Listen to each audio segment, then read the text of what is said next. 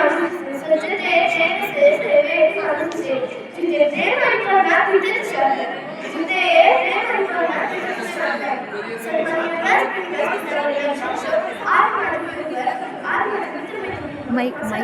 नमस्कार. मी आराध्या गजानन काटे मी आज संत गाडगे महाराजांच्या पुण्यतिथीविषयी काही सांगणार आहे. ते तुमच्याच चित्र ऐकून घ्यावे अशी माझी नम्र विनंती.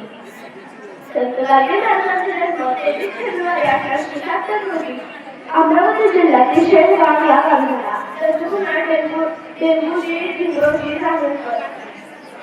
लहानपणापासून ते शेतीत खूप रस होता. विशेषतः जनावरांची जगण्यात स्वच्छता हा त्यांचा विशेष गुण होता.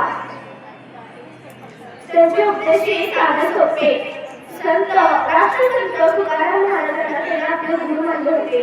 मी कोणाचा गुरु नाही, कोणी माझा शिष्य नाही असे ते नेहमी म्हणत. मी आज त्यांच्या महान कार्याबद्दल एक गोष्ट सांगणार आहे. तुरुंगाची यात्रा होती. यात्रेमध्ये पूजा नदीचा काठ जास्त खोल होता. खोल असल्यामुळे ती जागा विसरली असल्यामुळे स्नान करून आल्यावर काय लोकांचे पाय विसरले असत, संकट असत. त्यामुळे काही लोक घसरून पडत असत. हे दरवर्षी होत, पण कोणीही ह्याच्यावर उपाय काढण्याचं ठरवले. पण एके वर्षी असं झाले की कोणत्याचे लोक कोळी माती टाकत होतो. त्यामुळे कोणाचेही पाय घसरले नाही. जे कोण होते म्हणजे ते संत गाडगे महाराज होते. अडचणीवर उपाय कसा काढायचा हे त्यांच्याकडे पर्याय होता.